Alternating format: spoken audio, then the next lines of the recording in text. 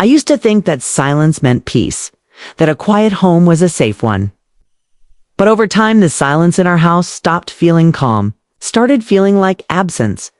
And absence, when stretched too long, starts to echo louder than any sound. My name is Claire Whitmore. I'm 46 years old. I live in a beautiful home with expensive furniture, a perfectly curated garden, and a husband who hasn't truly looked at me in years. His name is Tom. He's a good man, I think. At least, that's what I always told myself. Provider, responsible, predictable. But predictable can be a slow poison, especially when paired with neglect. Tom had been away on another work trip, something about negotiations in Chicago. He traveled often, and I'd gotten used to the rhythm.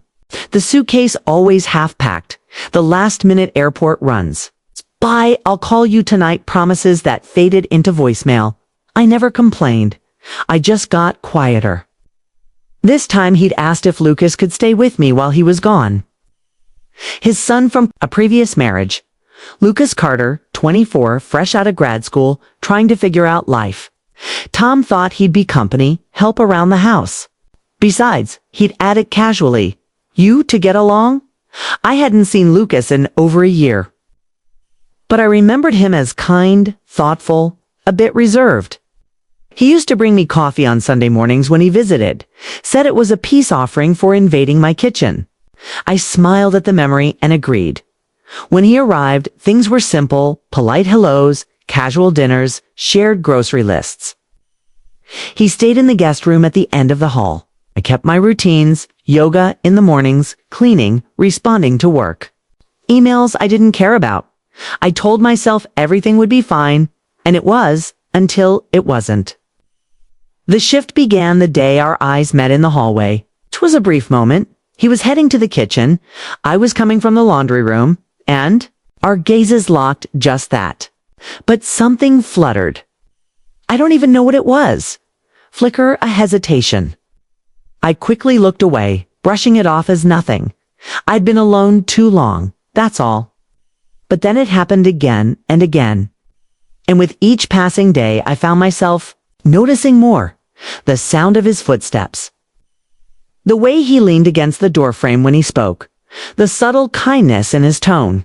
He didn't flirt. He didn't cross any lines. But there was something there, unspoken, lingering in the pauses between our words. One evening, I stood in the kitchen, rinsing a wine glass.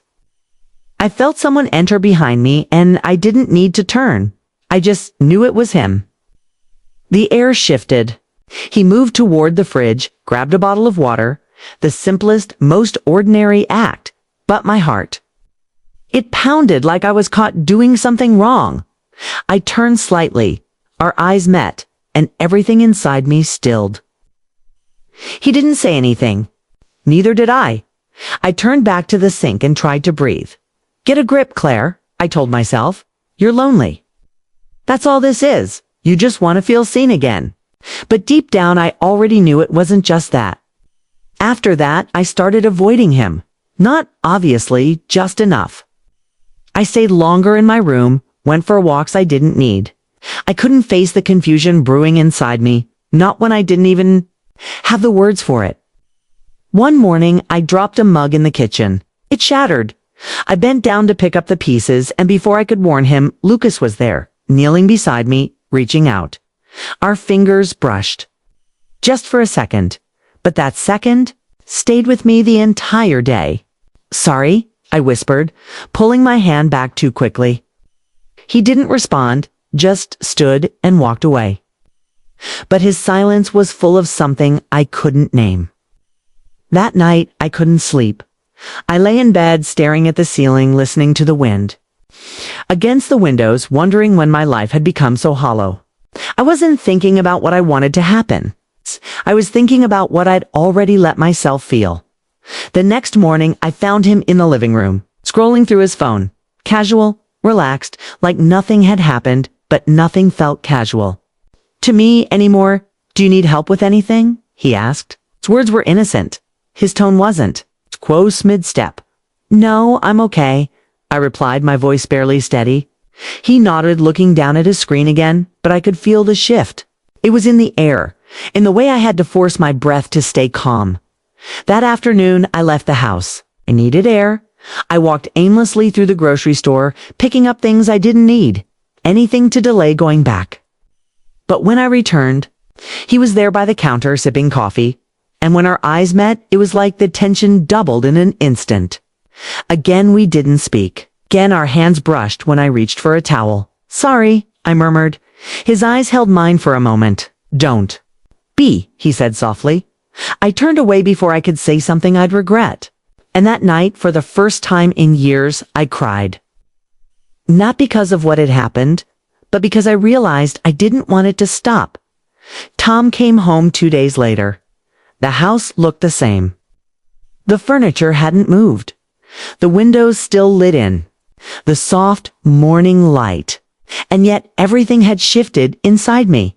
When he walked through the door, suitcase in one hand and that familiar tired smile on his face, I felt a strange weight settle in my chest. A mix of guilt and detachment. Like I was standing across from someone I used to know. He kissed my cheek, asked how I'd been, how Lucas was settling in. I answered automatically, "Fine. Everything's fine." My voice was steady, my smile rehearsed. Years of marriage had trained me well. At dinner, we sat across from each other like we always did. He told me about meetings and long flights. And I nodded in the right places. I told him about groceries, laundry, and a neighbor's barking dog. But neither of us spoke about the thing that mattered most, the silence, the growing distance between us. Later that night, as I lay in bed beside him, I stared at the ceiling and listened to the sound of his breathing. Peaceful. Unaware, I envied that about him. How he could just exist in this marriage without noticing the cracks. Or maybe he noticed and just didn't care anymore. Lucas stayed quiet those first few days after Tom returned. He kept to himself, polite, distant. Whatever had passed between us, it lingered in the air. But neither of us acknowledged it. Maybe we were pretending to, playing our parts, keeping the illusion alive. But illusions have a way of breaking. It happened one evening after dinner. Tom had fallen asleep early on the couch. I stayed up cleaning, pretending to be busy. The TV was still on in the background, some documentary about wildlife, but I wasn't watching. I just needed the noise. I was drying a plate when Lucas entered the kitchen. His presence was like static, silent but charged. I didn't turn around. I couldn't. My heart was already racing and he hadn't even said a word. "You okay?" he asked. Softly, I closed my eyes. That voice, steady, gentle, dangerous. "I'm fine," I said too quickly. There was a long pause then. "You don't look fine." I turned slowly, plate still in hand. Our eyes met, the air between us tightened. "You shouldn't say things like that," I whispered. "Why not?" His gaze didn't waver. I took a shaky breath. "Because you know why." He looked down, then nodding once. "Right?" But before he could turn away, I added, "I can't stop thinking about it either." The words were out before I could stop them. My heart thudded painfully in my chest. He looked up at me, and in that moment, we both knew whatever line we hadn't crossed yet. We were standing right at the edge of it. I left the kitchen first. My hands trembled as I climbed the stairs. I didn't sleep that night. I lay beside my husband while my mind spiraled through every glance, every breath, every almost that had passed between me and Lucas. And worse. I wasn't sorry for any of it. The next morning, I tried to reset.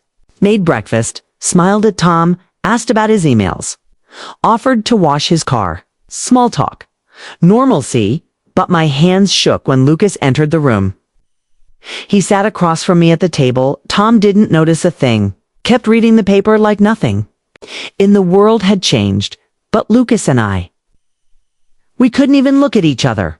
That afternoon, I sat by the window and watched the trees sway in the breeze. I thought about the version of me from 5 years ago. 10 years ago. A woman who believed that love was quiet and dependable. That safety came from sacrifice. Now, I wasn't sure what I believed anymore. Tom came over, kissed my forehead, and said he was heading out to run errands. I nodded. As the front door closed, I felt it. The house was still again. Not silent, but expectant. I didn't have to wait long. Lucas entered the room, hesitant. He didn't come close, just stood there, hands in his pockets, eyes full of things unsaid. I'm leaving tomorrow, he said. I blinked out. What? My mom needs help moving. I'll be gone a few days. I nodded slowly. Right, of course. But the ache in my chest betrayed me. I didn't want him to go. He hesitated. Is that okay? I looked up, our eyes met. And for the first time in days, I let the truth show. No, I said quietly, but it's probably for the best. He nodded. Yeah, probably. We didn't say anything more. But as he turned to leave the room, I whispered, Lucas.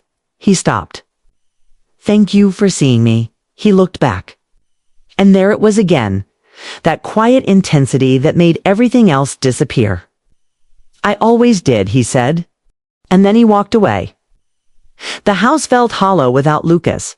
For the first time in a long while, I realized how much his presence had shifted the atmosphere, how it had pulled something out of me that I thought was long dead. After he left, I went back to pretending. I played the role wife, homemaker, keeper of the calm. Tom didn't notice the change. Or maybe he did and chose to ignore it. That was his way.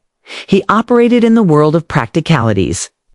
Flight times, spreadsheets, project deadlines. Emotions were inconvenient, unpredictable. Messy. I spent the next few days trying to erase Lucas's name from my thoughts. Okay, cleaned the house obsessively. I reorganized the pantry. I even baked cookies, which I hadn't done in years. It was silly mechanical, something to do with my hands while the rest of me unraveled. But every room I walked into, I expected to see him, and when I didn't, I felt something.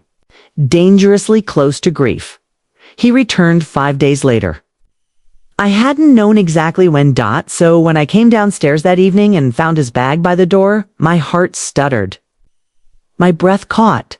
He was in the kitchen pouring a glass of water like nothing had happened. But I could feel it. The electricity. The tension. We didn't speak at first. Just stood there on opposite sides of the room like two people trying not to fall into the same gravity. You're back, I finally said. He turned to look at me, and something in his eyes softened.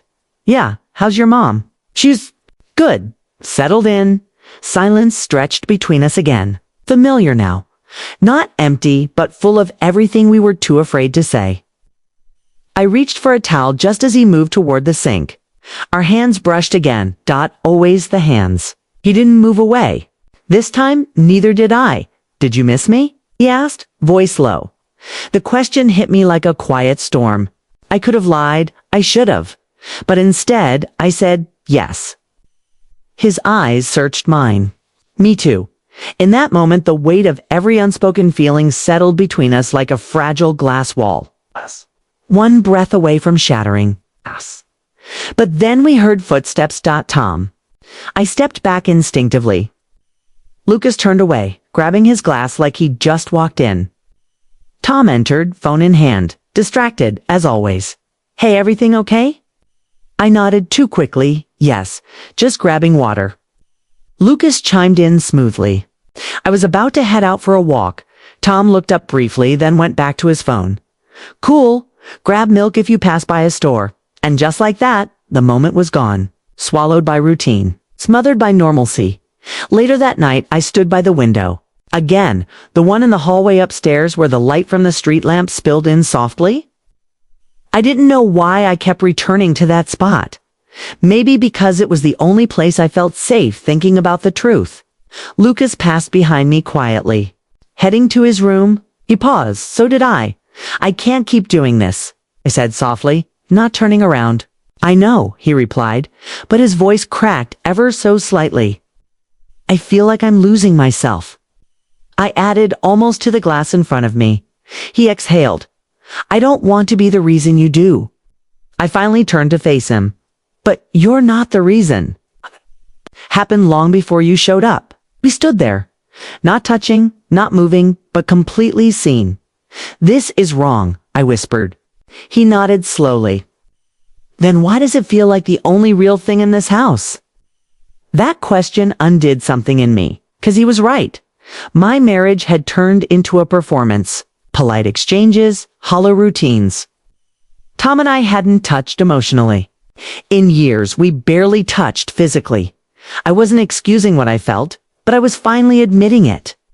And admitting is dangerous. That night, I didn't sleep again. I listened to Tom's steady breathing beside me. My eyes traced the cracks in the ceiling. I thought about every version of me I had left behind. Wife, stepmother, good woman. And the one version I couldn't stop becoming. A woman who felt alive again. Alive, but torn in half. I got up before dawn. I walked down to the kitchen and made coffee in silence. The sun hadn't even touched the sky yet. And then I felt it, his presence. Lucas entered quietly, like he'd been waiting. We didn't speak at first. Just stood at opposite ends of the island. I should leave, he said. I know, I replied. But I don't want to, and neither did I. But we both knew. If something didn't give soon, everything would. The morning after our conversation, Lucas left, no dramatic goodbye, no final glance. Just the soft sound of the front door closing behind him and the echo of something ending, or maybe just beginning in another form. Tom was still asleep upstairs. The house for once felt too quiet even for me. I sat alone in the kitchen. Fingers wrapped around a mug that had long gone cold. I kept replaying Lucas's words in my mind. I don't want to be the reason, but he wasn't. The cracks were there long before he arrived. He just illuminated them. The truth was, I didn't know when Tom and I stopped being us. Maybe it was a slow erosion. Missed calls, quiet dinners, birthdays forgotten, and calendars filled with work. Or maybe it was me. Maybe I stopped reaching. Maybe I gave up before I even realized I had. Later that afternoon, Tom asked if I wanted to go out for dinner. It was his way of trying, I think.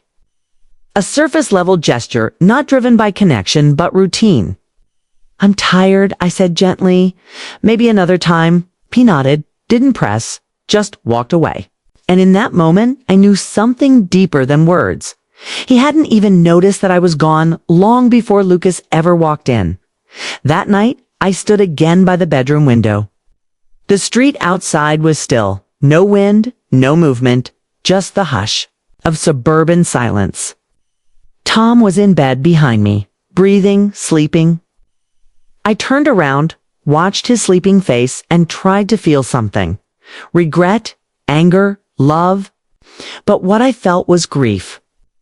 Not for him, but for me. For the version of myself I had slowly abandoned. For the dreams I'd let fade. For the loneliness I buried under folded laundry and washed dishes. And for the rare, terrifying glimpse of being seen. Truly seen by someone I never expected. Lucas wasn't the mistake. The mistake was letting my soul go silent for so long. In the days that followed, I didn't tell Tom what had almost happened. I didn't confess anything. There was nothing physical to confess. Just glances, silence, unspoken. Longing. But sometimes the deepest betrayals aren't found in action. They're found in what we allow ourselves to feel and who we allow ourselves to become in the shadows. I started making changes, small ones at first. I joined a writing group at the community center. I began walking every morning, just me, the sunrise, and a journal in my pocket. I said no more often. I stopped smiling when I didn't feel like it. Tom didn't say much. Maybe he didn't notice. Or maybe he did and chose to stay quiet, like always. But I wasn't quiet anymore. Weeks passed, then a month, then 2. One morning, I opened the front door and found a package on the steps. No name, no note. Inside was a small worn copy of The Bell Jar by Sylvia Plath. I smiled. Lucas always said that book reminded him of me in a good way. He'd added once. It's about women who feel too much and say too little. I held the book for a long moment. Then I placed it on the shelf, not to hide it, but to remember. To remember that for a brief, terrifying, beautiful moment, I felt alive again. And that, no matter what else came next, I would never let myself disappear again.